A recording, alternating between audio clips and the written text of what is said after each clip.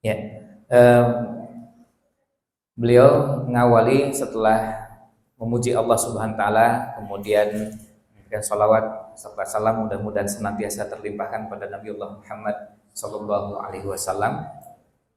Beliau menyampaikan ahlan wa sahlan pada semua ikhwan dan akhwat, termasuk juga para santri baik putra maupun putri yang hadir di majelis ini, yang kita semua mengharapkan ini menjadi salah satu majelis ilmu yang terhormat, majelis ilmu yang bermartabat, yang dipuji oleh Allah Subhanahu wa taala, dan juga disampaikan oleh Nabi SAW keutamaannya dalam sabdanya bahwa tidak ada sekelompok orang yang berkumpul di salah satu rumah Allah yang membaca Al-Quran, mempelajari isinya, melainkan Allah akan memberikan beberapa keutamaan. Ya, di antaranya adalah Allah memberikan sakinah, ketenangan. Kemudian Allah turunkan rahmat. Selain itu juga para malaikat akan menaungi kita yang hadir di majelis yang mulia seperti itu. Wah. Oke, ini.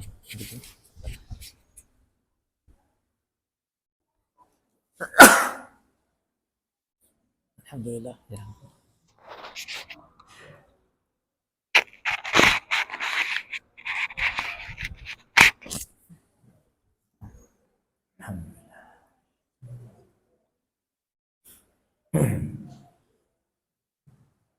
وكلمتنا إن شاء الله وكلماتنا في هذه الجلسة سوف تكون إن شاء الله حول العلم وفضله وطرق طلبه وما يجب على طلاب العلم. فأقول العلم أولا المراد به هو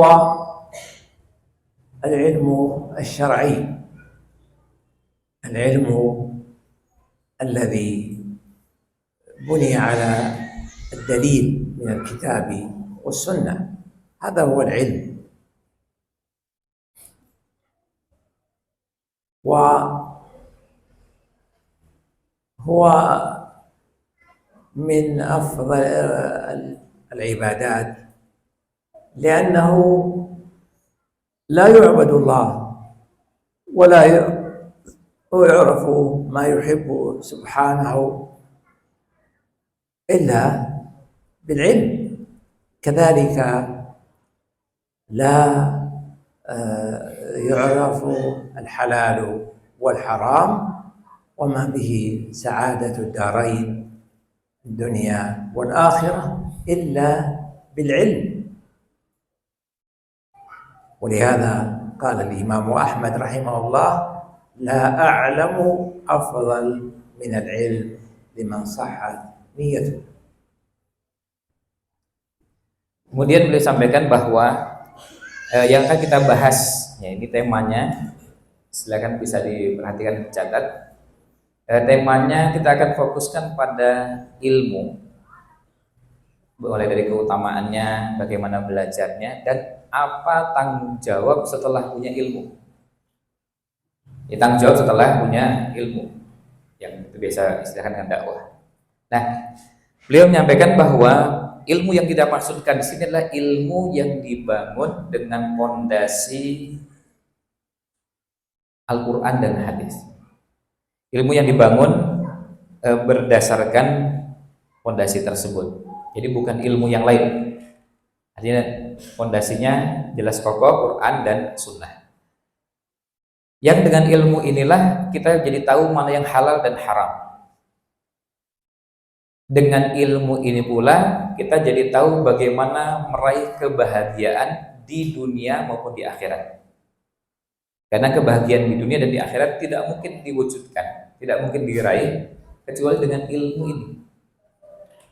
Nah, kemudian beliau sampaikan bahwa Imam Ahmad rahimahullah ta'ala pernah menyampaikan bahwa tidak ada sesuatu yang lebih utama. Tidak ada sesuatu yang lebih utama daripada menuntut ilmu. Daripada ilmu. bagi orang yang niatnya benar. Jadi ini untuk menunjukkan betapa besarnya keutamaan ilmu, sehingga perlu diberikan perhatian yang sangat besar. قال الله تعالى يرفع الله الذين آمنوا منكم والذين أوتوا العلم درجات. قال المفسرون في الدنيا والآخرة، فأهل العلم يرتفعون في الدنيا لأن الناس كلهم يحتاجون إليهم، كلهم يسألونهم ويتعلمون منهم. وفي الآخرة كذلك قال النبي صلى الله عليه وسلم إن الله وملائكته ليصلون على معلم الناس الخير. إن الله وملائكته ليصلون على معلم الناس الخير. يصلون، صلاة الله على العبد هي ثناؤه عليه، وصلاة الملائكة هي دعاؤهم لهم. كذلك مما يدل على فضل العلم قول النبي صلى الله عليه وسلم من يرد الله به خيرا يفقهه في الدين. وسعي المرء في تحصيل العلم وحضور دروسه ونحو ذلك ونيله العلم، هذا يدل على أن الله أراد به خيرا. كذلك قال النبي صلى الله عليه وسلم من سلك طريقا يلتمس فيه علما، يعني يطلب فيه علما، سهل الله له به طريقا إلى الجنة. سهل الله له بطريقا إلى الجنة.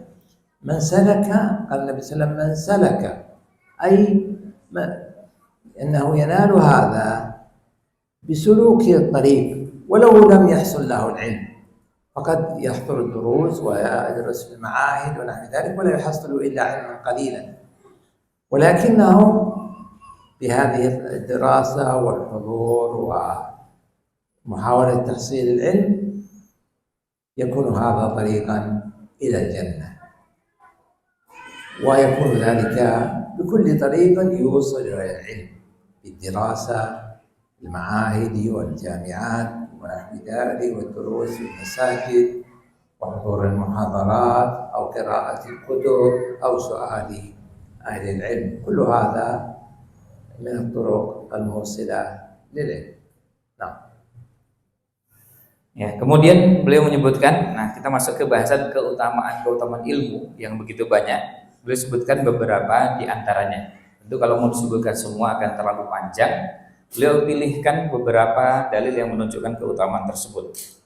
Yang pertama di surat Al-Mujadilah ayat 11, Allah SWT berfirman, nah ini potongan ayatnya, jadi tidak semuanya, tapi potongan ayat di ayat ke-11 tersebut, Allah SWT berfirman, yarfa'illahu alladhina amanu minkum walladhina utul ilma darajat. Allah mengangkat di antara kalian, ya, mengangkat orang-orang yang beriman dan orang-orang yang berilmu di antara kalian beberapa derajat. Dan derajat yang dimaksud di situ adalah derajat di dunia dan di akhirat. Nah, kemudian ini menunjukkan keutamaan yang luar biasa, karena yang mengangkat adalah Allah Subhanahu wa taala, bukan sembarang yang mengangkat, tapi adalah zat yang sangat mulia. Kemudian dalam hadis Nabi Shallallahu Alaihi Wasallam, beliau menjelaskan keutamaan penuntut ilmu, bahwa Allah dan malaikat bersolawat pada para pengajar. Dan penggunaan istilah sholawat itu maknanya, kalau sholawat dari Allah Subhanahu wa Ta'ala itu artinya pujian. Sholawat dari Allah Subhanahu wa Ta'ala artinya pujian. Kalau sholawat dari malaikat itu artinya doa. Jadi kalau malaikat bersolawat artinya malaikat mendoakan. Kalau Allah bersolawat artinya Allah memberikan pujian. Kepada siapa? Kepada orang-orang yang punya ilmu. Kemudian hadis yang lain, yaitu sabda Nabi Shallallahu Alaihi Wasallam, "Mayyuridillahu bihi khairan yufaqihu fiddin." Siapa yang Allah kehendaki kebaikan pada dirinya, Allah jadikan dia memahami agama, mengerti agama. Jadi kalau Allah bimbing seseorang memahami agama, itu tanda bahwa Allah menghendaki kebaikan pada orang tersebut. Lalu hadis berikutnya, yaitu sabda Nabi Shallallahu Alaihi Wasallam, "Man salaka thariqan," siapa yang menempuh jalan, yaltamisu bihi ilman, yang dia lakukan dalam rangka menuntut ilmu, sahhalallahu lahu bihi thariqan ilal jannah, Allah akan mudahkan baginya jalan menuju surga. Jadi orang yang menempuh jalan dalam rangka menuntut ilmu, itu artinya Allah mudahkan jalan untuk masuk ke dalam surga yang Allah janjikan. Ini sebagian dari keutamaan-keutamaan ilmu yang begitu besar yang tadi beliau telah sampaikan.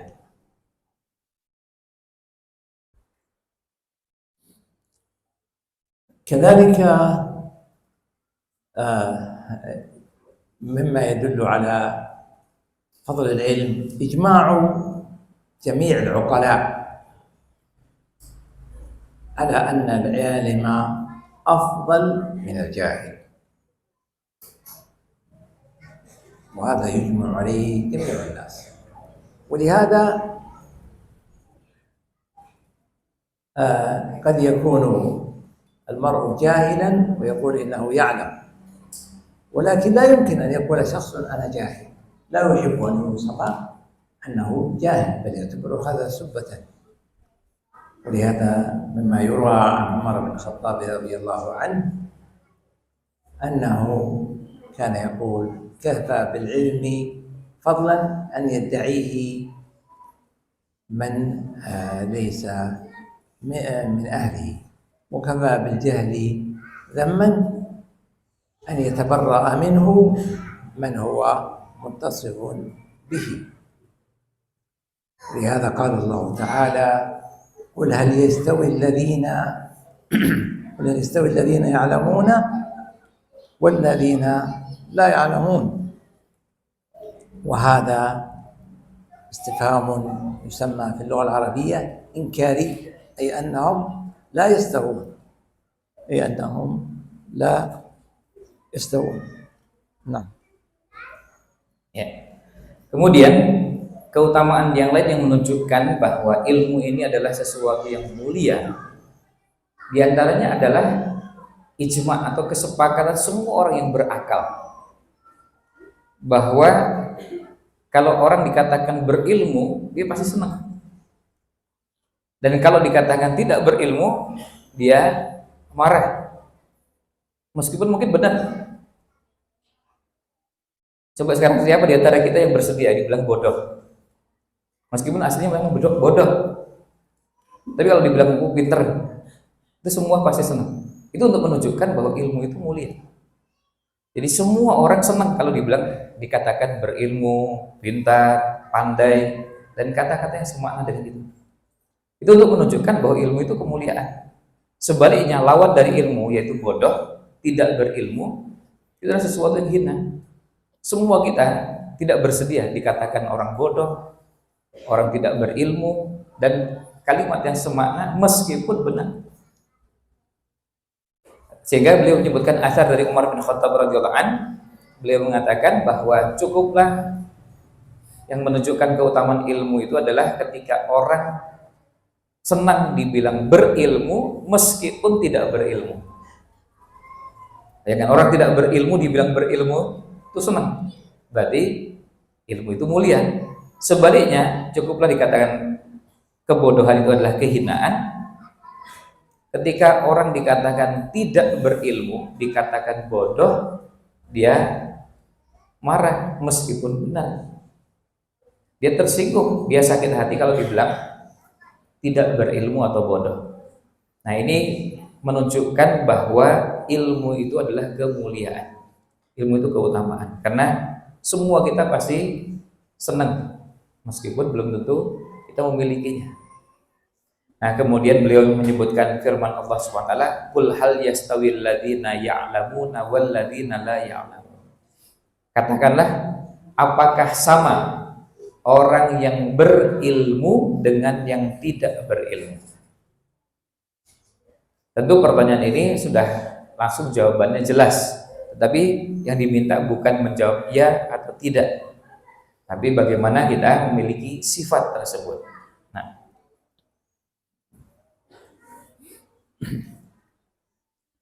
كذلك مما يدل على فضل العلم أنه تتفاضل به حتى الحيوانات. حتى الحيوانات تتفاضل به. فقد أحل الله سبحانه وتعالى صيد الحيوان المعلم، يعني الكلب إذا كان معلما، والطير إذا كان معلما فصيده حلال. أما إذا كان غير معلم فصيده حرام. قال الله تعالى: وما علمتم من الجوارح مكلبين. وما علمتم من الجوارح مكلبين، يعني أنهن متعلمات. أما إذا كان معلما فإن صيده لا يحل. هل أحد منكم يمارس الصيد؟ هل هناك أحد يمارس الصيد؟ Beliau tanya, ada di antara antum yang pemburu? Biasa memburu apa itu? Entah itu burung atau hewan yang lain? صيد البر، صيد البر ليس صيد البحر. Atau kalau usah yang udara, yang di darat lah. الطيور أو الحيوانات ليس. Mungkin di daerah asalnya ya. Kalau di sini mungkin susah ya. Tapi di daerah asalnya, karena kalau di Godian atau buru ya punya orang gitu. Ada? Hah? Apa? Belut. Oh. Ini asmak. لا أسمك لا. Betul, bayari asmak. Bukan belut bukan. السمك يصح صيده من كل أحد حتى من الكافر. Nah, sama. لا. صيد الطيور، الحيوانات. أنتم هنا يوجد عندكم طيور كثير وحيوانات كثير. Karena بعضهم من المدن والمدن ليسوا حتى أهل المدن يخرجون. المهم فقط أنا أردت أن أحرككم فقط. نعم هيك كل شيء.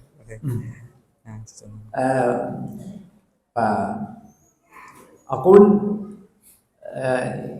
يستعمل في الصيد إضافة إلى البندقية، يستعمل الكلاب والحيوانات المدربة من الوحوش على الصيد، وكذلك الطيور مثل الصقور. يوجد منها صقور. نعم يوجد صقور. والطيور مثل الصقور مثلا، لكن يشترط فيها أن تكون معلمة كما قال الله تعالى: وما علمتم من الجوارح. فلو صاد بحيوان غير معلم يعني جاهل لا يحل الصيد. ولهذا أقول بالعلم تفاضلت حتى الحيوانات.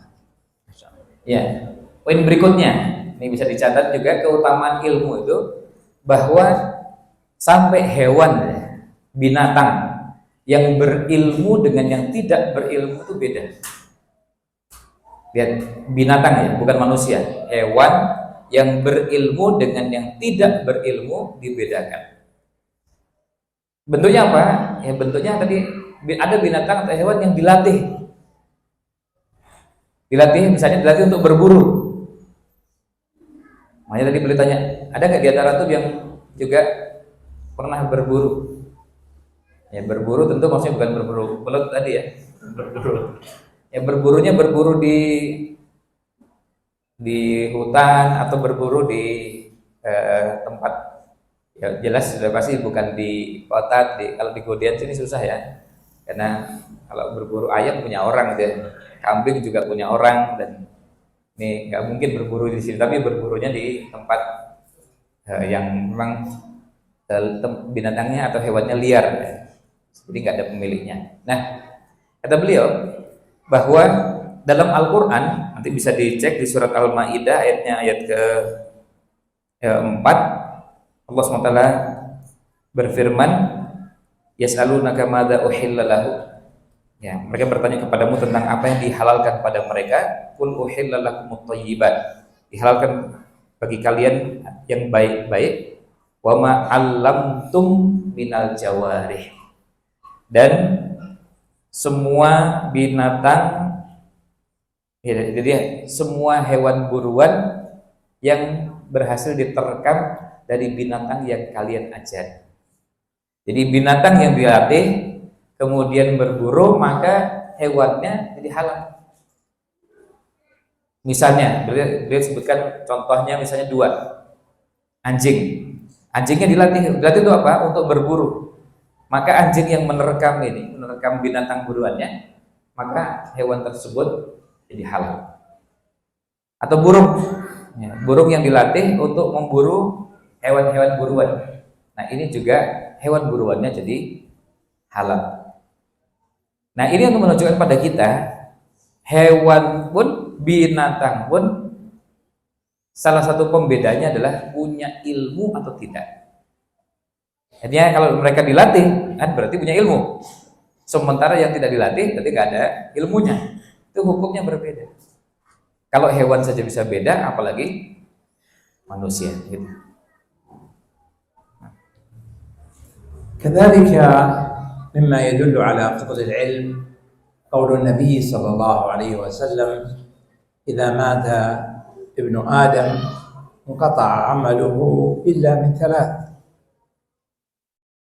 صدقة جارية أو علم ينتفع به أو ولد صالح يدعو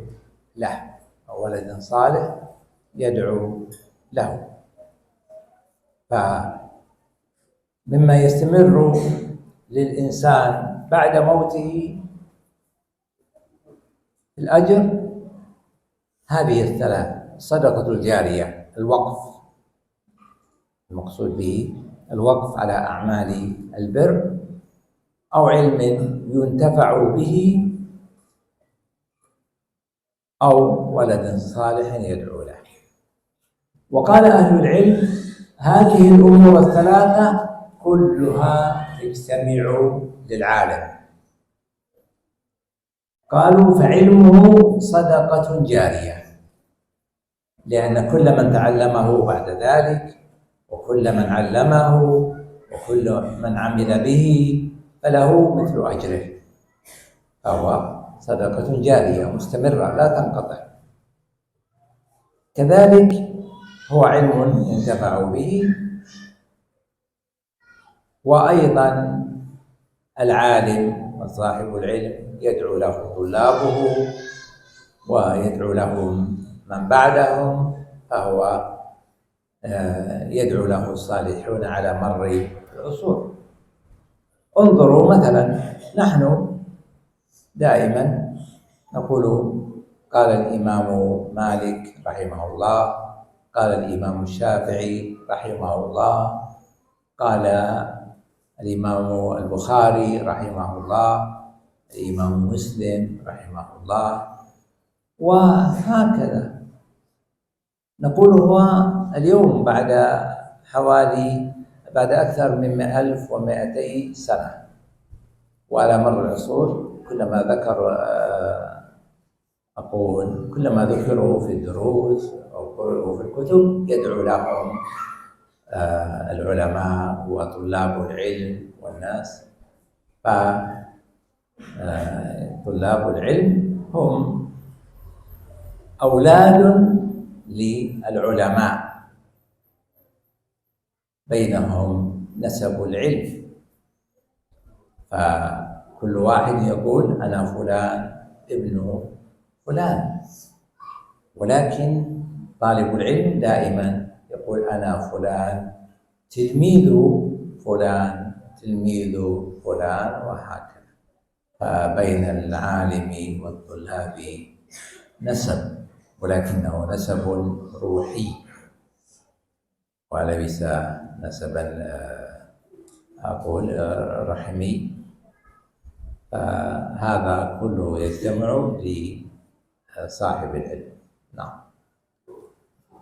Ya, kemudian yang berikutnya yang menunjukkan keutamaan ilmu adalah sabda Nabi Shallallahu Alaihi Wasallam, "Idza mata ibnu Adam," jika anak Adam, jika manusia itu wafat, in qata'a anhu amaluhu, maka akan terputuslah amalnya illa min salasin, kecuali 3 hal. Yang pertama shadaqatin jariyah, sedekah jariyah. Yang kedua ilmin yuntafa'u bih, ilmu yang dimanfaatkan. Yang ketiga waladin sholihin yad'ulah, anak soleh yang mendoakannya. Hadis ini mungkin sudah biasa, sudah populer, biasa kita dengar. 3 hal yang tidak terputus pahalanya di sedekah jariyah, ilmu yang bermanfaat, dan anak soleh yang mendoakan orang tuanya. Tetapi penjelasannya disampaikan bahwa sebagian ulama mengatakan hadis ini yang menunjukkan 3 ini bisa terkumpul di dalam 3 hal ini dan bisa meraih ketiga-tiganya orang yang punya ilmu. Orang yang punya ilmu bisa dapat 3-tiganya sekaligus. Jadi sekaligus menunjukkan keutamaan ilmu. Yang pertama, sedekah jariyah. Kalau orang ingin bersedekah jariyah, agar bisa melakukan itu apa? Dia punya ilmu, termasuk ilmu yang diajarkan bisa menjadi sedekah jariyah. Ilmu yang diajarkan kepada orang lain, ini bisa menjadi sedekah jariyah. Yang kedua, ilmu itu sendiri, yang poin keduanya, dan itu sudah jelas. Yang ketiga, anak soleh yang mendoakan.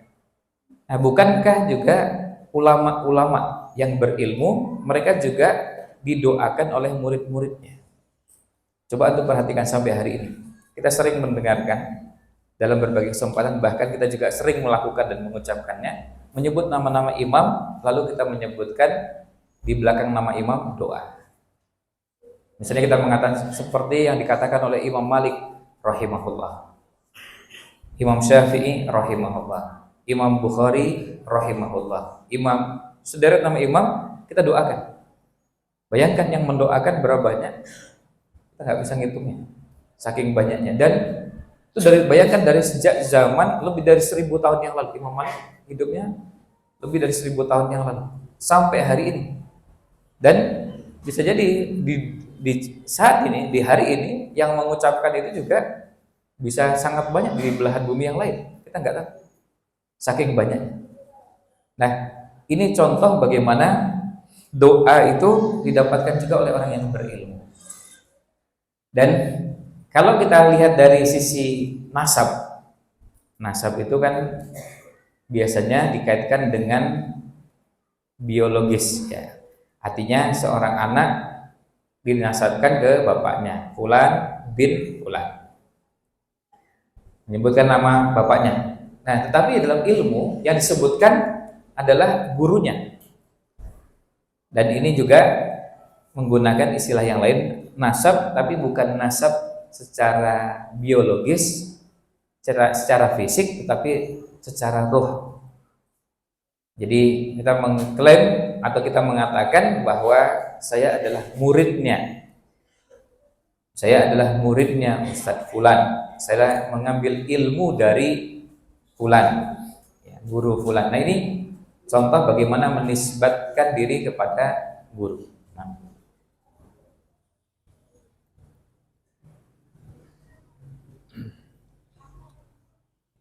ومن طرق هذه بعض أقول النصوص الدالة على فضل العلم، و أقول يدل على فضله أمور كثيرة، منها ونختم بها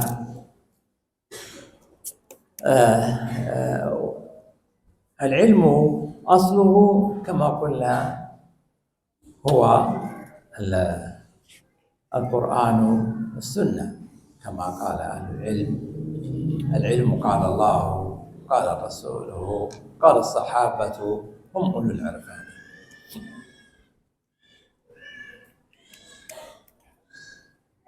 فطالب العلم ينبغي له أن يهتم بالقرآن ويتعلم منه ما استطاع، يحفظ ما استطاع ويتعلم ما استطاع، ويعلم أن فضله بقدر ما معه من القرآن، قدر ما معه من القرآن. وذلك لأن النبي صلى الله عليه وسلم أثنى على أهل القرآن المعلمين والمتعلمين،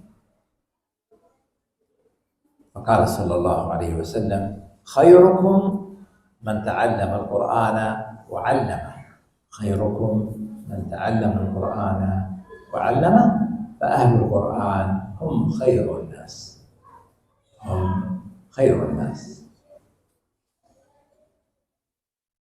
كذلك الأكثر حفظا للقرآن هذا يقدم في الدنيا وفي الآخرة، وكذلك يقدم بينهما، يعني في مرحلة القبر. ففي الدنيا حافظ القرآن يقدم في الصلاة، أو يتقدم على سائر الناس، كل الناس يصلون خلفه، حتى في بعض المساجد الكبيرة يصلي عنده خلفه 1000 أو 2000 مثلا، وقد يكون أكثر من ذلك كما في الحرمين.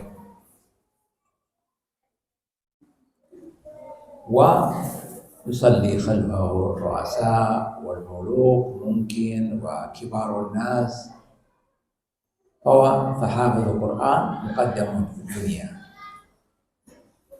كذلك هو مقدم في الآخرة، مقدم في الآخرة. يقول النبي صلى الله عليه وسلم: يقال لقارئ القرآن يعني حافظ القرآن: اقرأ وارتق، يعني اقرأ وارتق يعني واصعد في، يعني ارتقي في الدرجات، فإن منزلتك عند آخر آية تقرأها، يعني سوف تستمر ترتفع حتى ينتهي حفظك من القرآن. كذلك في القبر والبرزخ يقدم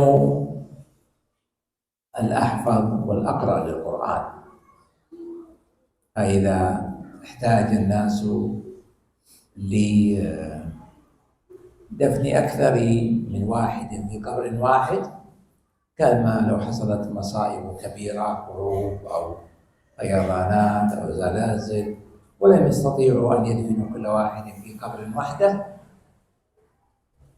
فإنه يقدم للقبلة الأقرأ للقرآن، ثم الذي بعده، ثم الذي بعده، هكذا، كما أمر النبي صلى الله عليه وسلم في يوم أحد حين كثر القتلى، أمر أن يدفن للقبر الواحد الرجلان والثلاثة، وقال: قدموا أكثرهم أخذا للقرآن، يعني قدموه اجعلوه أقرب إلى القبلة.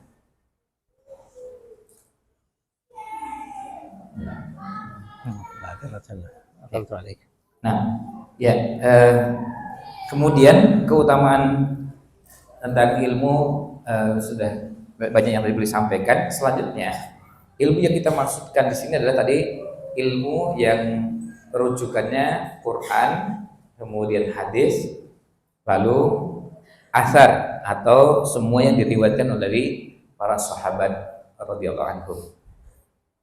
Nah, kalau bicara sekarang kita masuk yang Quran. Kalau bicara Quran, Al-Quran yang kita pelajari ini mulai dari belajar membacanya, dilanjutkan dengan menghafal sesuai kemampuan yang memungkinkan dilakukan. Ya, kalau yang mampu menghafal sampai lengkap 30 juz itulah yang ideal. Tapi kalau tidak, menghafal sesuai kemampuan. Nah, kemudian mempelajari dan memahami isinya. Rasul Shallallahu Alaihi Wasallam bersabda, khairukum man ta'allamal Qur'ana wa 'allamah. Sebaik-baik kalian adalah yang mempelajari dan mengajarkan Al-Quran. Jadi yang terbaik di antara kita adalah yang sibuk dengan Al-Quran, sibuk belajar atau sibuk mengajarkan Al-Quran. Dua-duanya kemuliaan.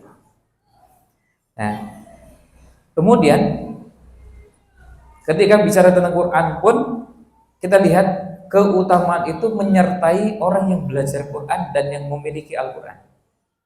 Yang hafal Quran dapat kemuliaan di dunia maupun di akhirat. Apa bentuk keutamaannya? Ya, bentuk keutamaannya di dunia di antaranya adalah dijadikan imam.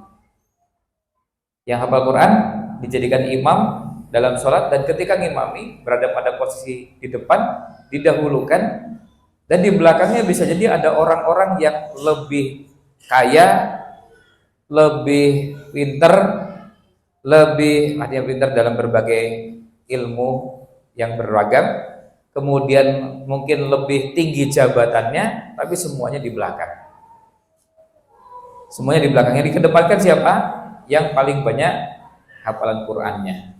Itu menunjukkan bahwa ada keutamaan dari penghafal Quran. Kemudian kalau di akhirat gimana? Kalau di akhirat mulai dari dikuburnya. Begitu mau dimakamkan, dikuburkan, yang didahulukan apa? Yang didahulukan yang paling banyak hafalannya. Kalau memakamkan dan yang dimakamkan banyak, maka yang didahulukan yang paling banyak hafalannya. Seperti yang dilakukan Nabi SAW pada perang Uhud. Syuhada Uhud yang wafat banyak, lalu Nabi SAW bersabda, qaddimu aktsarahum akhdan lil Qur'an. Didahulukan yang paling banyak hafalan Qur'annya itu, baru yang lain. Bayangkan sampai mau masuk kubur pun penghafal Quran dimuliakan. Setelah itu apa? Setelah itu tadi baru awal perjalanan kehidupan akhirat. Pada saat nanti dalam kehidupan akhirat, ketika diberikan kemuliaan masuk ke dalam surga, sebagaimana sabda Nabi SAW, penghafal Quran itu yang punya porsi dan waktu yang lebih banyak untuk Al-Quran diperintahkan untuk apa? Iqra, baca, wartaqi, dan naiklah. Artinya apa? Yang dibaca itu berpengaruh pada kedudukan di surganya kelak. Semakin banyak membaca, semakin banyak menghafal, maka semakin banyak atau semakin mulia kedudukannya. Fa inna manzilaka inda akhiri ayatin taqra'uha. Karena kedudukanmu berada pada akhir ayat yang kamu baca. Maka kalau kita sering baca Al-Quran dunia, kita dapat kemuliaan sampai di surga, berbeda dengan yang sama-sama masuk surga tapi baca Qurannya sedikit. Nah.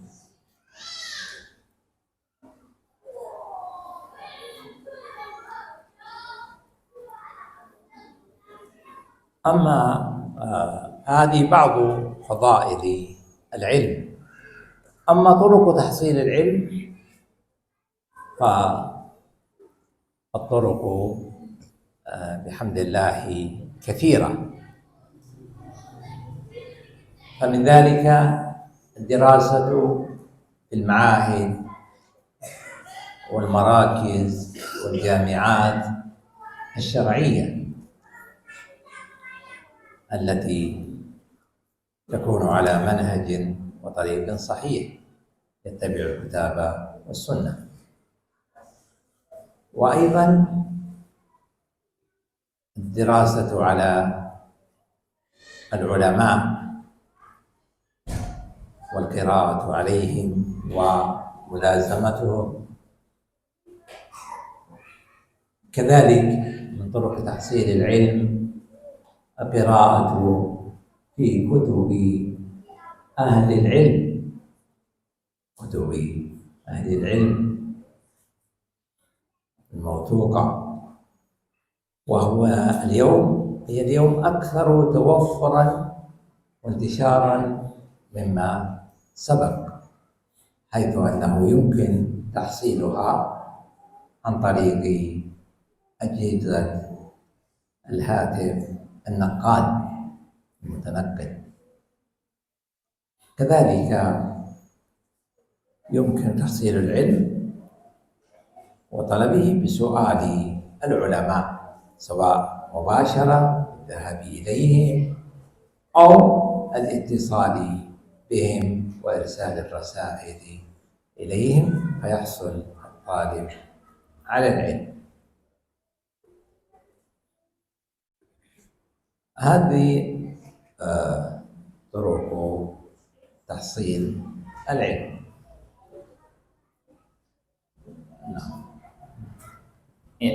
Selanjutnya beliau sampaikan, kita pindah ke tema berikutnya, subtema berikutnya, yaitu bagaimana metode belajar atau cara belajar kita untuk mendapatkan ilmu itu seperti apa, bagaimana caranya. Yang pertama adalah dengan belajar di lembaga-lembaga pendidikan yang secara khusus menyediakan kesempatan untuk belajar. Seperti kalau di tanah air kita kenal dengan nama madrasah, ma'had, pesantren, dan semacamnya. Ini yang pertama. Dan ini tentu jumlahnya kalau di tanah air kita melimpah, jumlahnya alhamdulillah banyak.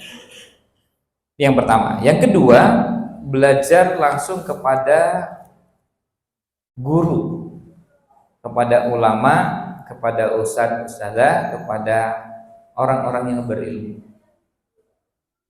Nah, untuk yang poin ini beliau jelaskan sekarang ini bisa ditempuh dengan dua cara. Yang pertama, bisa hadir dan ketemu langsung, belajar langsung, bertatap muka langsung.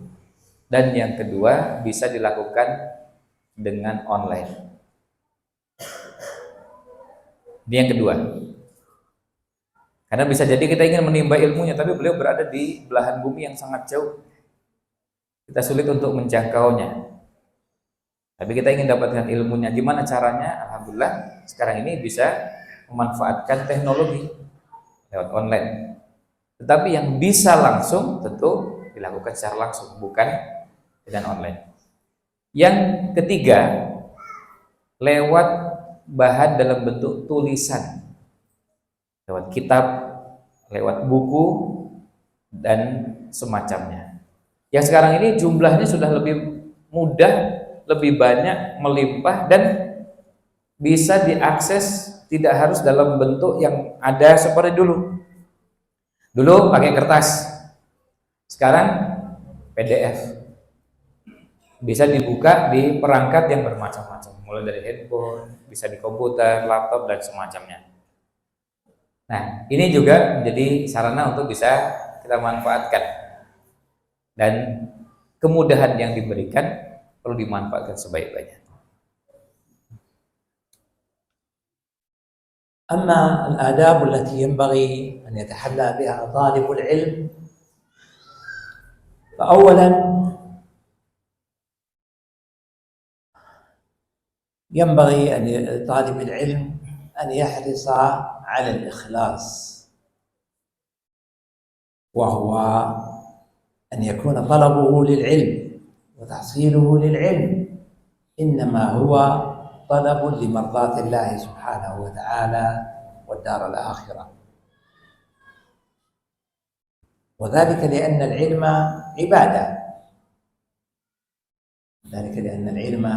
عبادة، ولأن كل عمل يحبه الله ويرضاه فهو عبادة، والله سبحانه وتعالى يحب العلم وإرضاه ويحب أهله ويرضى عنهم.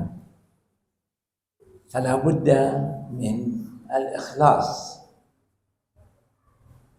لأن وذلك كما قلنا بأن يريد بعلمه وجه الله والدار الآخرة.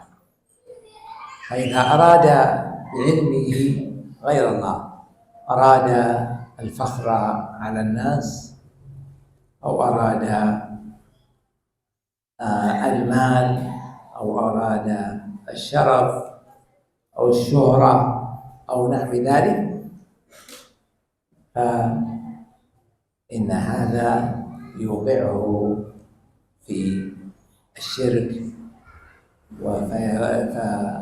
لا يرزق العلم، وإن رزق العلم فهو أيضا يأثم بذلك ولا يبارك له فيه. لأن من أراد شيئا مما يحبه الله، أراد به شيئا من الخلق، فإن الله سبحانه وتعالى يغضب عليه ولا يقبل منه ويعرض عنه. قال النبي صلى الله عليه وسلم: يقول الله تعالى أي في الحديث القدسي: أنا أغنى الشركاء عن الشرك، من عمل عملا أشرك فيه معي غيري تركته وشركه.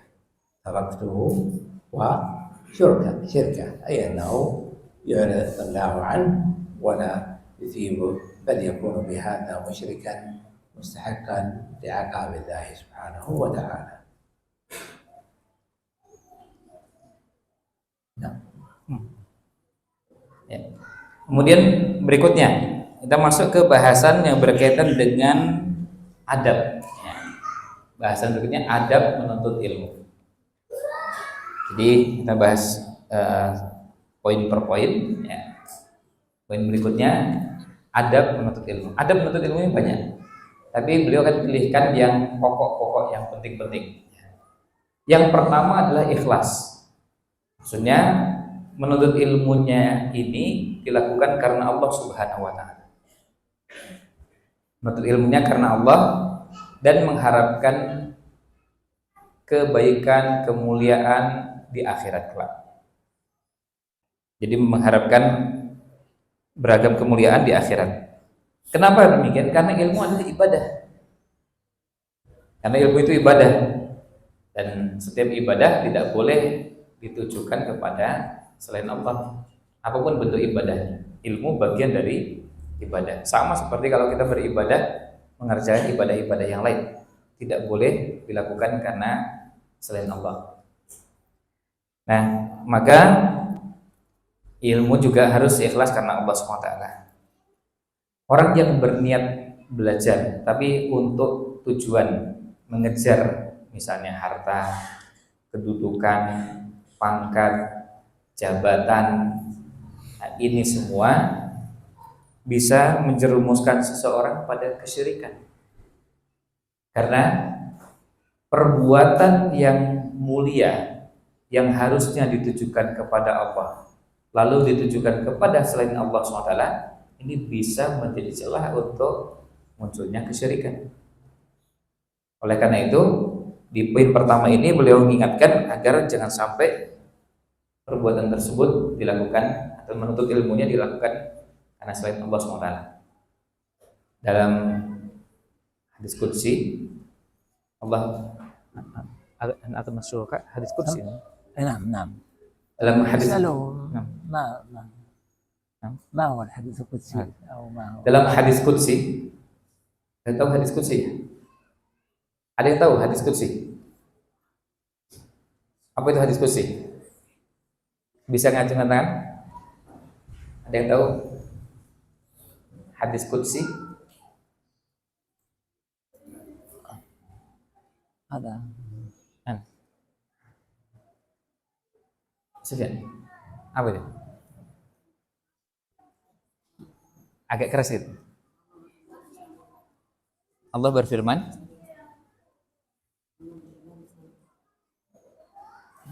Allah berfirman ya. Oh gini. Nah. Jawab saya. Nama qala Rasul sallallahu taala. Ya, hadis ما اسمه من أين وأين يدرس؟ ismu Sufyan. سفيان معهد المدينة. Nah, في أي مستوى؟ kelas berapa, Ben? Safat salis sanawi. Mutawassithah. متوسطة ما شاء الله. Ya. هدية. Oh. نعم. Katanya kata beliau tadi dapat hadiah deh. Ya. Nanti sudah Bu Sulaiman ini ya.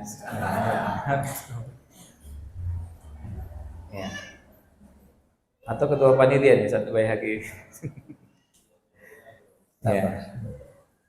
Ya. أنا أعطيه هدية. Nah, ya insyaallah nanti kalau sudah Bu Sulaiman nggak ngasih berarti nanti saya yang ngasih. Ya. Ya. Jadi hadis qudsi itu Rasulullah SAW bersabda, lalu beliau menyampaikan bahwa Allah SWT berfirman. Jadi tidak terdapat di Quran. Ya. Nah, dalam hadis qudsi tersebut Allah SWT menegaskan ana aghnas syuraka'i anisyrik. Jadi Allah SWT menegaskan bahwa Allah adalah zat yang paling tidak membutuhkan sekutu. Dan sekaligus juga paling tidak membenarkan adanya sekutu dalam bentuk apapun. Kalau manusia itu pasti membenarkan karena apa? Karena kita membutuhkan orang lain. Makanya kita bersekutu, kita berserikat, kita bekerja sama. Tetapi Allah SWT bisa mengerjakan apapun tanpa bantuan siapapun. Maka tidak lagi membutuhkan sekutu apapun. Makanya Allah tidak membenarkan segala bentuk kesyirikan. Karena memang Allah adalah satu-satunya zat yang mampu mengerjakan semua itu dan tidak membutuhkan apapun dari orang lain, dari makhluk, dari apapun. Sementara manusia kita kadang-kadang membutuhkan bantuan, kerjasama, pertolongan, atau apapun bentuknya dari orang lain atau dari makhluk lain. Nah, itu poin pertamanya berkaitan dengan adab, yaitu ikhlas karena Allah Subhanahu wa taala. Nah. وكذلك من فوائد الإخلاص إضافة إلى ما سبق أن هذا يجعله يبارك له في علمه، يبارك له في علمه، ولو كان علمه قليلا فإن الله يبارك فيه ويرفع به نفعا عظيما ويؤثر في الناس ويهتدي به الخلق. الأمر الثاني أن هذا أيضا يجعل علمه ينتشر في الأرض وينتشر عبر الزمان. فإن نجد في التاريخ وعند قراءة سير العلماء نجد أن أناسا انتشرت كتبهم إلى عصرنا هذا، وانتشر علمهم كذلك إلى هذا الزمان، وهؤلاء كثر. فنجد في التفسير تفسير ابن جرير الطبري رحمه الله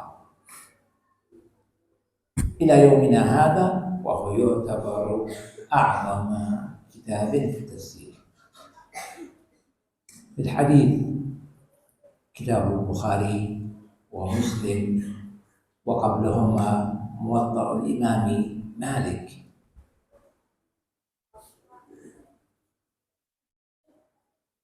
وكتب الأئمة وفقههم أبو حنيفة ومالك والشافعي وأحمد بن حنبل، والعلماء بعد هذا كذلك استمرت بارك الله في علمهم، واستمر تداول وقراءة ودراسة كتبهم وحفظها وتعلمها إلى اليوم.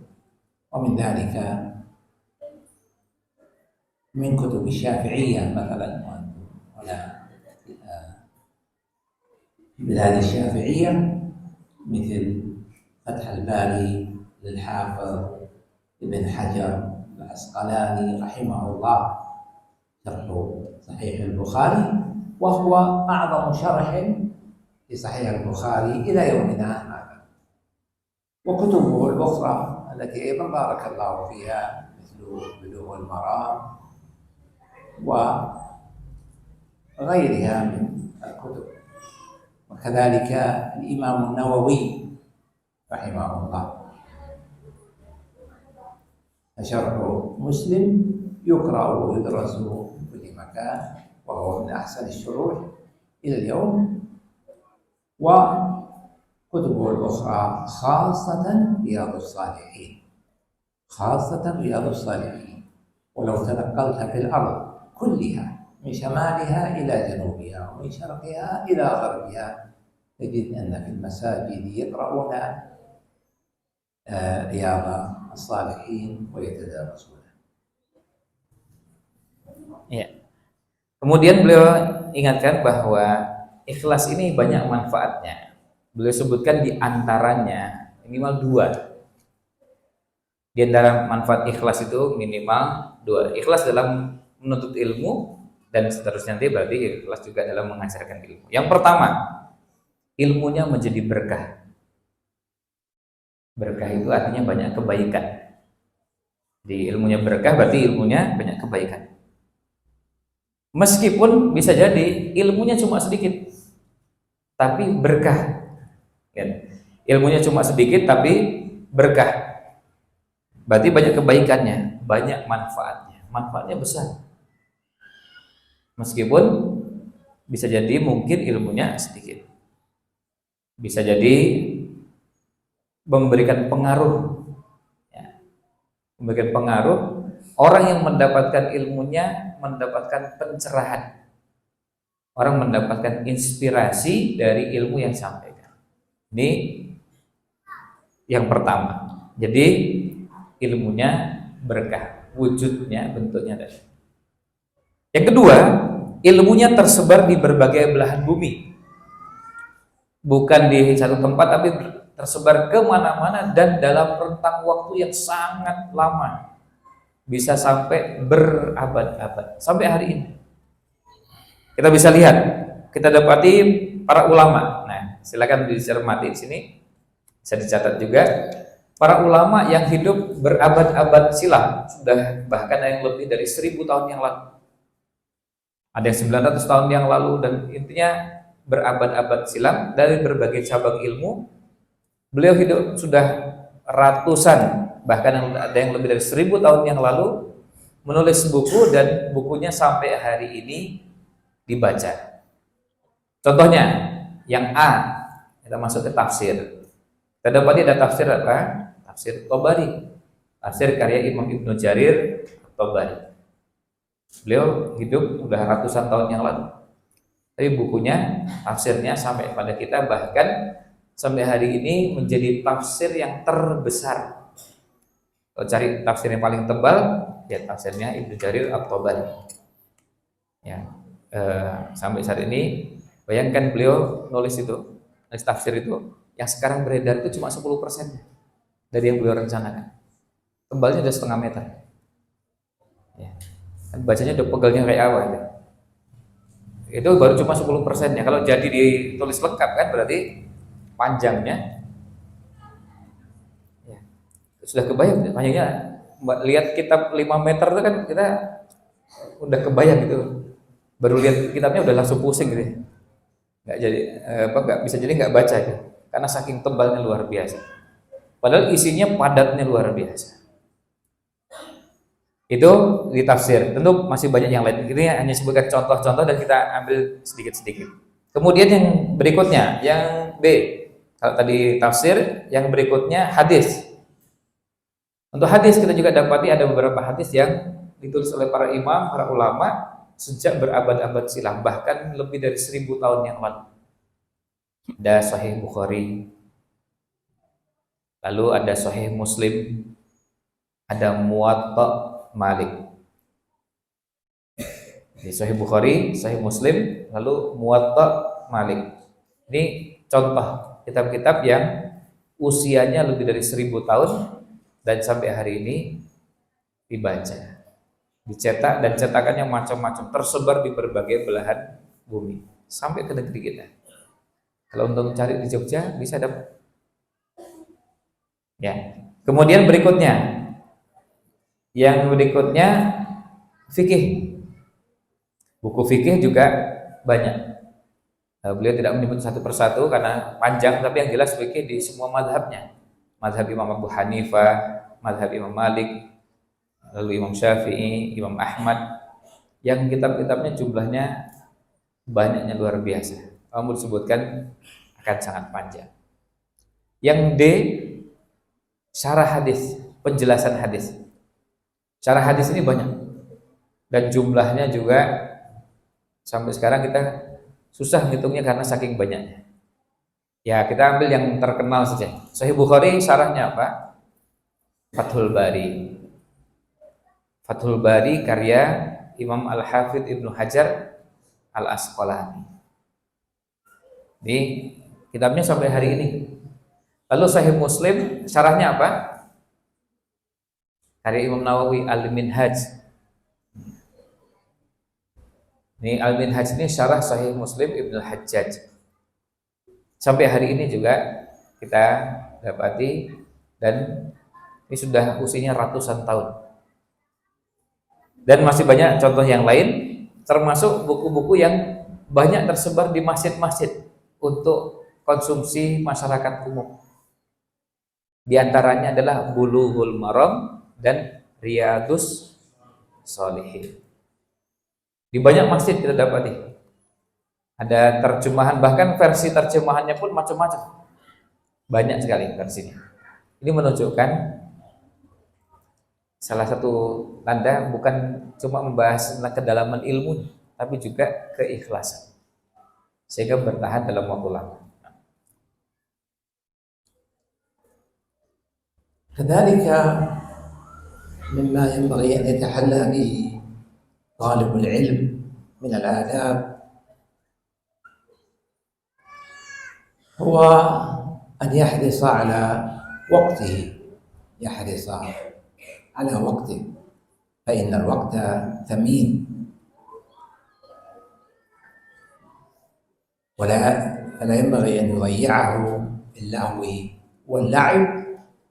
نعم، يلهو قليلا من المباح لكن قليلا، أما باقي وقته وأكثره ينبغي أن يكون فيما ينفعه في الدنيا والآخرة، وبدل أن يشتغل في الموبايل في متابعة الأشياء التي لا تنفع بل قد تضر، ينبغي أن يستفيد منه في التعلم، يستفيد منه في التعلم بقراءة الكتب النافعة واستماع المحاضرات والقرآن، وكذلك قراءة الرسائل المفيدة وسؤال الأساتذة وأهل العلم. كذلك ويتذكر بالنسبة للوقت أن كل مسلم أو كل واحد من الخلق عموما سوف يسأل عن وقته وعمره، كما قال النبي صلى الله عليه وسلم: لن تزول قدم عبد يوم القيامة حتى يسأل عن عمره فيما أفناه، عن عمره فيما أفناه، وعن شبابه فيما أبلاه، وعن شبابه فيما أبلاه، لأن الشباب هو وقت النشاط والقوة والفراغ، ولكن فهو يسأل مرتين، يسأل عن العمر كله ويسأل عن الشباب خصوصا، فليستعد ماذا سوف يقول لربه إذا وقف بين يديه. نعم. Nah, kemudian yang kedua, tadi adab yang pertama apa? Kelas. Ya. Sekarang yang kedua. Yang kedua, semangat mengisi waktunya dengan hal-hal yang bermanfaat. Sekali lagi, semangat dalam mengisi waktunya dengan hal-hal yang bermanfaat. Tentu yang bermanfaat maksudnya berhubungan dengan ilmu, mengamalkan ilmu, mengajarkan ilmu, pokoknya semua yang berhubungan dengan yang bermanfaat. Nah, kenapa? Karena waktu ini sangat berharga. Waktu ini mahalnya luar biasa dan harus dimanfaatkan dengan sebaik-baiknya. Jangan sampai kita yang belajar ini, kadang kita beralasan kita perlu selingan. Iya, selingan boleh sampaikan dia. Kita perlu ada selingan. Perlu sesekali kita refreshing. Tapi jangan banyak-banyak. Jadi nggak ada ceritanya refreshing paling banyak atau lebih banyak daripada intinya. Sesekali kita guyon, iya, tapi bukan guyon terus. Sehingga main-main itu ada porsinya dan jangan banyak-banyak. Selebihnya disibukkan dengan ilmu. Nah, bentuknya apa? Bisa macam-macam. Di antaranya adalah hadir di majelis seperti ini. Maka pada saat hadir di majelis seperti ini, gunakan dengan sebaik-baiknya. Salah satunya adalah dengan fokus dan tidak disibukkan dengan hal-hal yang lain. Maka jangan sampai ngobrol dengan kanan kirinya. Kalau ada yang pegang HP, jangan sampai pegang HP-nya digunakan untuk kegiatan yang lain. Kalau HP-nya untuk mencatat, silakan. Terus kemudian apa? Selain ada seperti ini, nanti ada pengajian atau ada ceramah, ada khutbah, ada apapun bentuknya. Maka kita berusaha untuk bersemangat. Nah, ini poinnya adalah bersemangat untuk hadir di majelis-majelis seperti itu.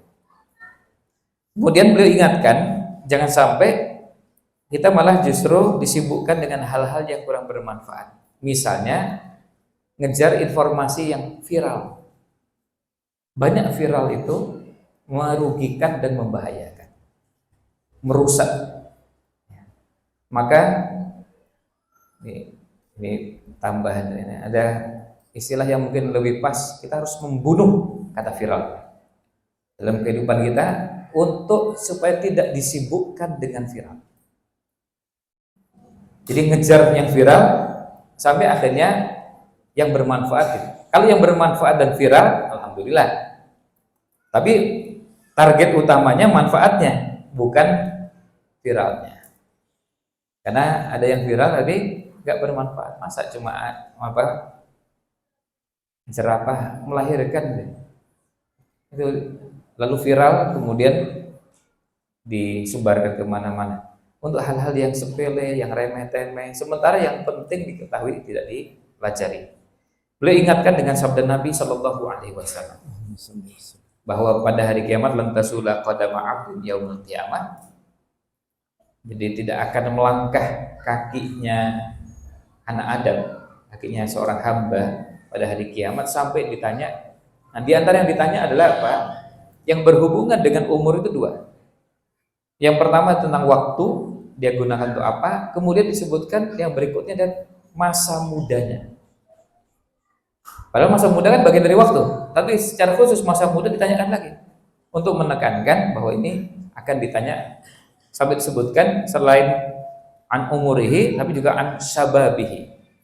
Jadi pada masa mudanya ditanya tentang apa yang telah dia gunakan selama muda.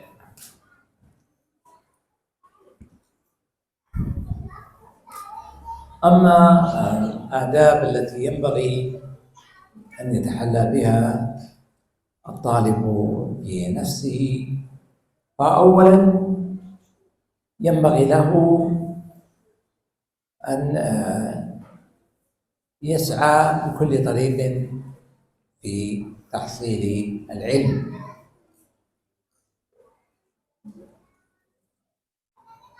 وكذلك إذا حضر دروس العلم أن ينصت ويحرص على التحصيل.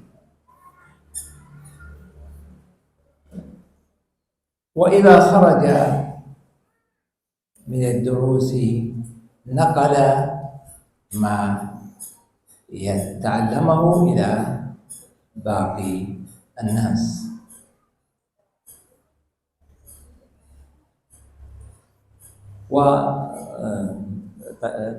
ترجم هذه بسرعة نفصل ونسأل أيضا. Kemudian beliau sampaikan bahwa ketika kita belajar, kita juga perlu punya beliau sampaikan bagaimana ketika belajar itu punya semangat dan punya kesungguhan menuntut ilmunya ini sungguh-sungguh, tenangan, dan itu diwujudkan dengan beberapa hal. Di antaranya misalnya, kalau di majelis, maka yang dilakukan selain diam, tenang, termasuk bahasa tubuh, ya. Maka kita bisa lihat, kalau anda di depan dengan saya bisa melihat antum yang belajar ini sudah pasti nggak nyimak dengan baik. Bisa ketahuan dengan apa? Bahasa tubuhnya. Bahasa tubuhnya nggak tenang dengan ilmu yang sedang dipelajari, disibukkan dengan hal-hal lain. Nah itu kata beliau, pada saat di majelis itu yang dinamakan insot. Insot itu artinya diam, tenang, menyimak dan fokus dengan apa yang disampaikan. Kalau perlu dicatat, catat. Bisa jadi ada hal-hal tertentu sudah kita ketahui, kita tetap menyimak. Tapi ada hal-hal yang perlu dicatat, maka dicatat.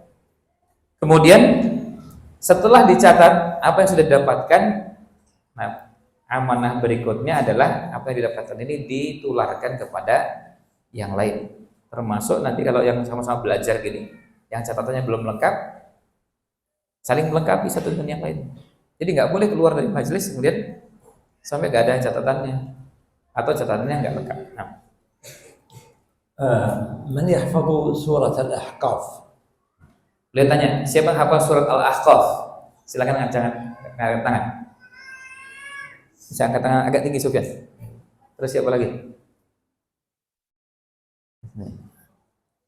Yang hafal surat Al-Ahqaf. سوف نسأل سؤالا Angkat والذي tinggi. سوف يجيب سوف يأخذ الهدية. Ada sih. Eثنين ثلاثة ثلاثة أربعة خمسة. يمكن هناك زيادة ولكن يستحي. Yang lain? Ini cuma 5 ya? Yang belakangnya 6. Sebentar diulang lagi. Sekarang angkatnya agak tinggi. Ini biar saya bisa lihat dengan jelas. Yang hafal surat Al-Ahqaf. Angkat tangannya agak tinggi. Gini seperti ini. Wahid min thalatha arba'ah khamsah sittah sab'ah thamaniyah tis'ah asyara 11. نعم. في سورة الأحقاف Ya, terima kasih. قصة مجيء الجن إلى النبي صلى الله عليه وسلم. Kisah mana? مجيء الجن. مجيء إتيان الجن إلى النبي صلى الله عليه وسلم وتعلمهم، وهنا فيها الإشارة إلى ثلاثة آداب: الإنصات، المجيء أولا، الذهاب إلى النبي صلى الله عليه وسلم، هذا ذهاب لطلب العلم، المجيء الإنصات عند الحضور، ثم تبليغ العلم بعد إلى من خلقه. Ini yang hafal surah Al-Ahqaf. Di surah Al-Ahqaf ada kisah jin datang kepada Nabi sallallahu alaihi wasallam.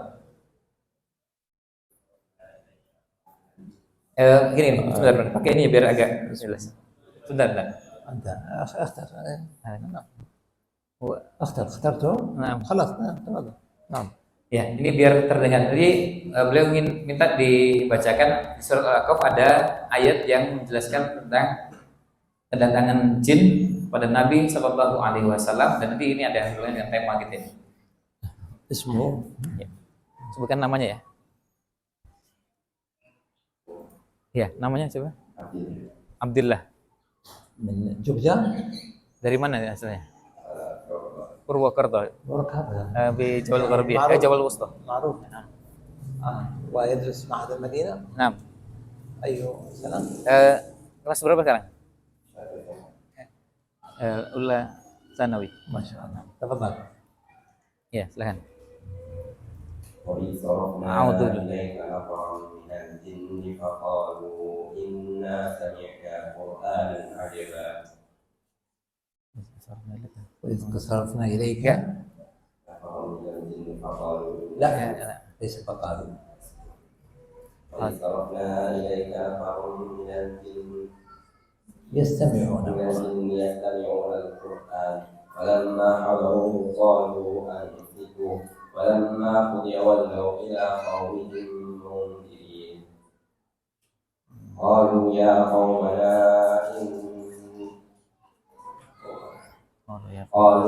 قومنا أجيبوا داعي الله لا. قالوا يا قومنا إنا سمعنا كتابا أنزل من بعد موسى قالوا يا قومنا إنا سمعنا قرآنا قالوا يا قومنا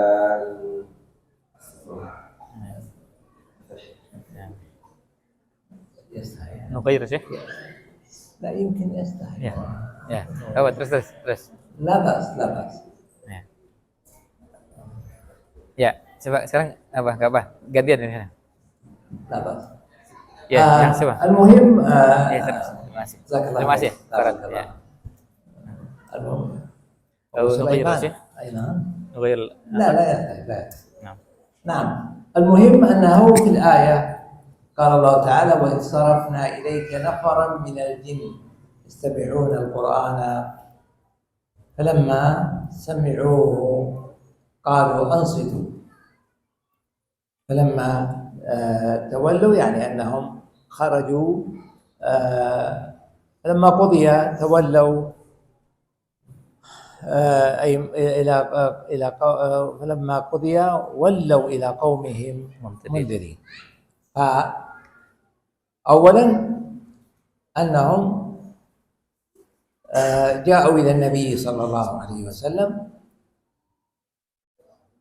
وإذ صرفنا إليك نفرا من الجن يستمعون القرآن هذا أولا الأمر الثاني أنهم فلما حضروه قالوا أنصتوا أنه الإنصات عند الحضور فلما قضي ولوا إلى قومهم منذرين هذه بعض آداب العلم نتعلمها يعني من الجن لطلبهم للعلم.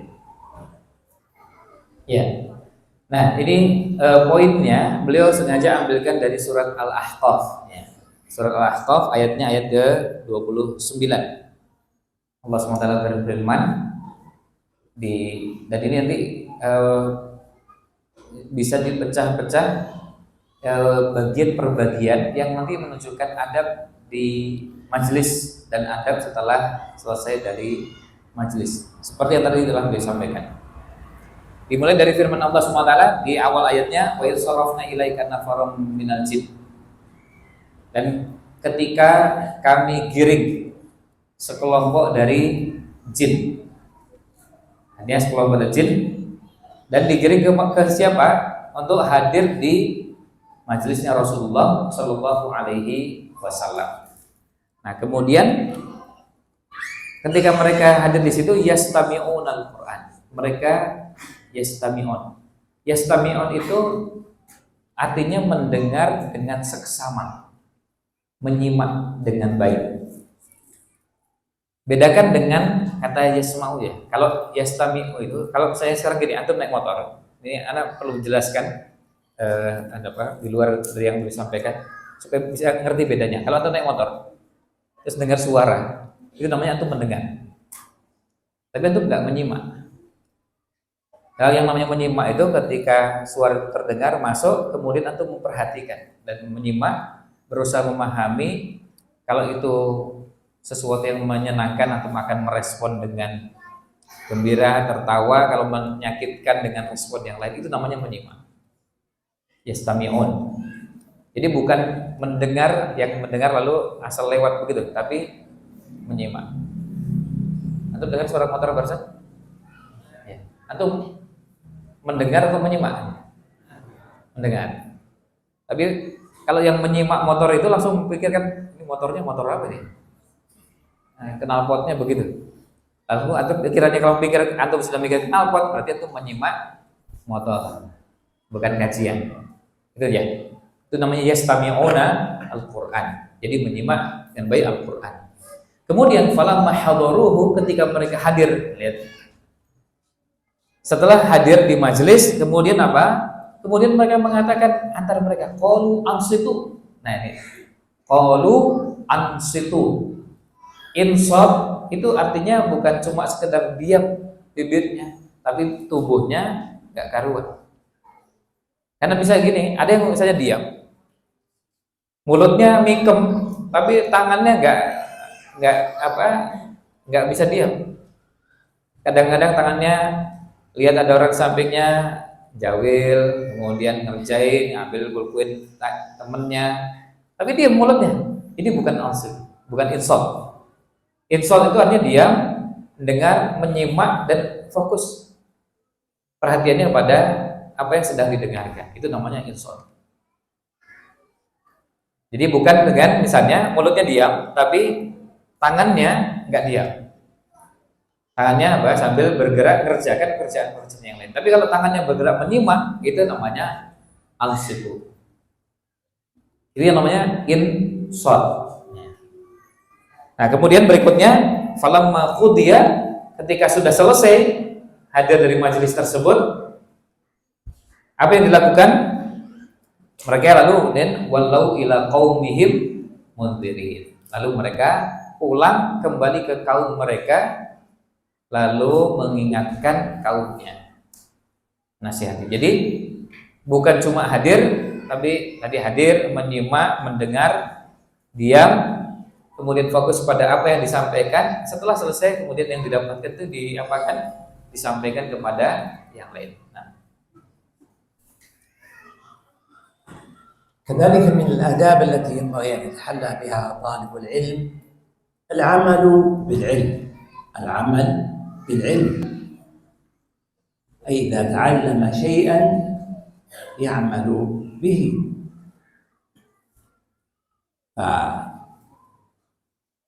ولا يخالف عمله علما.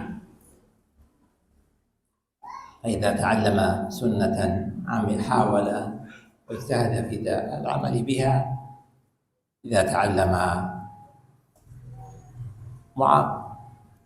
صفة العبادات ينبغي أن يلتزم بها. إذا تعلم معاملة يعمل بها، لأن هذا أولا مما يفيد في تحصيل العلم، مما يفيد في تحصيل العلم. ولهذا قال بعض العلماء: كنا نستعين على حفظ السنن بالعمل بها. وانظر أنت كل سنة أنت تعملها وتحافظ عليها تجد أنك تحفظها ولا تنساها، مثل أذكار الصباح والمساء تجد أنك تحفظها لأنك تقولها كل يوم مثلا. وغير ذلك من أذكار الصلاة مثلا. ولهذا كان بعضهم يقول هتف، يروى عن علي بن أبي طالب رضي الله عنه ويروى عن غيره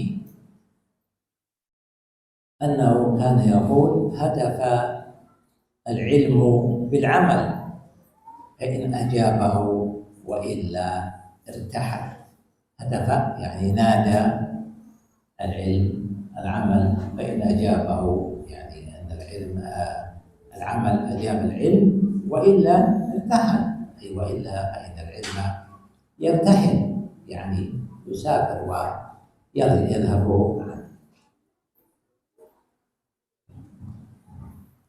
Nah, kemudian berikutnya adab yang ketiga, yang sebelumnya ya, bersungguh-sungguh tadi, menyimak, mendengar baik. Yang keempat, mengamalkan ilmu. Yang keempat. Jadi yang ketiga tadi yang sebelumnya. Yang keempat adalah mengamalkan ilmu yang telah dipelajari. Nah, ilmu ini kalau ingin kuat, maka caranya adalah dengan diamalkan. Kalau ingin kokoh ilmu kita, caranya dengan diamalkan apa yang telah dipelajari. Jangan sampai orang yang belajar, orang yang menuntut ilmu, amal dengan ilmunya berbeda. Diusahakan sebisa mungkin setiap yang sudah dipelajari terus diamalkan, supaya antara ilmu dengan amal nyambung, ilmu dan amal sesuai. Nah, maka kalau sudah pernah belajar, misalnya belajar bahasan ibadah, bab-bab ibadah, maka apa yang sudah dipelajari amalkan. Sudah belajar wudhu, praktekkan. Belajar sholat, praktekkan. Belajar apapun ibadah. Kalau belajar muamalah, nah sama juga belajar muamalah, bekal yang sudah didapatkan itu dipraktekkan, sehingga antara ilmu dengan amal ada kesesuaian. Nah, beliau mengatakan bahwa dulu para ulama sempat menasihati dan mengatakan bahwa kami dahulu menjaga ilmu dengan mengamalkannya. Menjaga ilmu dengan mengamalkannya. Maka kalau ingin ilmunya kokoh, ilmunya kuat, apa yang dilakukan dengan diamalkan. Nulang lagi ya, ini sebagian santri kayaknya nggak nulis ya. Nulang lagi. Sebagian ulama mengatakan bahwa kami dahulu menjaga ilmu dengan mengamalkannya. Ini tadi padahal baru adab sebelumnya, insot. Ini pada masuk adab berikutnya sudah mulai gak nyambung, sebagian plonga-plongo ini. Sebagian kelihatan seperti bengong gitu dengan yang disampaikan. Nah, tapi barusan tuh ketika minta nulis, alhamdulillah jadi nulis lagi. Yang berarti masih nyambung. Ini perlu biasakan. Jadi ini godaannya dan ini memang tantangan sendiri. Ketika belajar itu banyak hal yang mengalihkan, akhirnya kita nggak fokus. Ya. Kembali ke sini. Lalu kemudian diriwayatkan dari Ali bin Abi Thalib. Diriwayatkan dari Ali bin Abi Thalib, sebagian menyebutkan riwayat ini dari sahabat yang lain selain Ali bin Abi Thalib. Apa isinya? Bahwa ilmu itu diikat dengan amal atau dijaga dengan amal.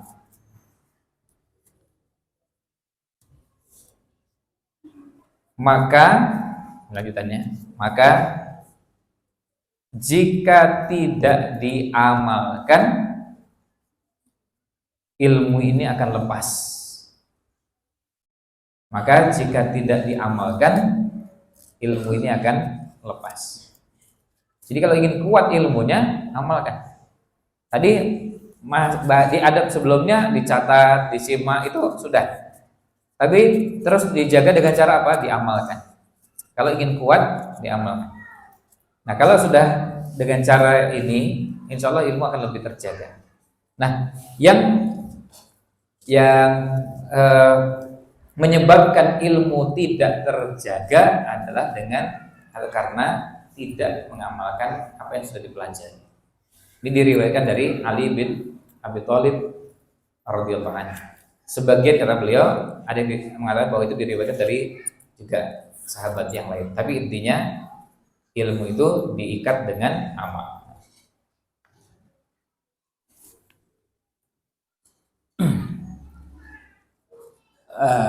كذلك من آداب طالب العلم كما قلنا أن يتخلق بأخلاق طلاب العلم، أن يتخلق بأخلاق طلاب العلم ولا يكون على أخلاق الجهال السفهاء، فيكون صادقا في الحديث، يحرص على مظهره أن يكون نظيفا مرتبا، ولا يكون على يعني وثيابه ساترة، وأن يكون لسانه أيضا طاهرا من الألفاظ السيئة الخبيثة،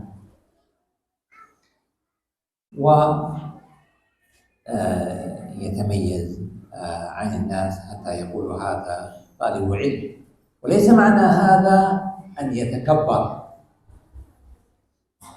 ولا يخالط الناس وأن يرى أنه أحسن منهم، لا، بل يتواضع، يجب عليه أن يتواضع ويكون أكثر تواضعا من غيره، ولكن مع الأدب، مع الأدب، ولا يوجد في الأماكن السيئة. نعم. Kemudian yang ke berapa? 5. Yang kelima adalah berakhlak dengan akhlaknya penuntut ilmu. Ya, berakhlak dengan akhlaknya penuntut ilmu. Jadi seorang thalibul ilmi, penuntut ilmu, sebisa mungkin berakhlak seperti layaknya akhlaknya penuntut ilmu. Di antaranya misalnya memperhatikan penampilan yang bersih dan rapi.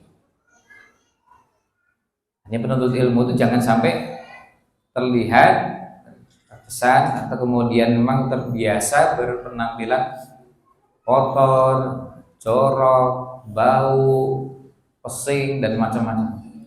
Atau kemudian pakaiannya tidak karuan. Nah, kata beliau, ini sama sekali tidak berarti lalu kemudian harus bermewah-mewahan atau sombong, tidak. Kan beda antara rapih dengan tidak rapih. Pakaiannya tetap sama. Bersih dengan tidak bersih, pakaiannya tetap sama. Yang kotor dengan bersih tentu yang membedakan bukan pakaiannya tapi bersih dan rapihnya. Kemudian juga menjaga lisannya. Masih di poin yang kelima, termasuk adabnya penuntut ilmu adalah menjaga lisannya. Seorang penuntut ilmu perlu membiasakan menjaga lisannya tidak sama dengan orang awam yang asal ngomong, asal bisa keluar dari lisannya apapun. Bukan begitu adabnya thalibul ilmi. Semua kita bisa mengucapkan apapun, bisa ngomong, tapi bukan begitu adabnya. Adabnya penuntut ilmu itu menjaga apa yang keluar dari lisannya, menjaga yang keluar dari lisannya sehingga tidak sampai pada hal-hal yang terjerumus dalam dosa. Sekali lagi ini semua bukan berarti lalu thalibul ilmu itu kemudian jaim lalu takabur, bukan. Tapi menjaga adab-adab yang seharusnya dilakukan sebagai penuntut ilmu. Sila. بعد الظهر سوف نواصل أيضا. إذا الأسئلة الآن أو بعد الظهر؟ الأسئلة الآن ثم بعد الظهر ممكن تكمل. طيب لا بأس. Ya. قبل هذا نعطي الجائزة ل نعم. كمان ini kan ya. واحد هذا. Ya.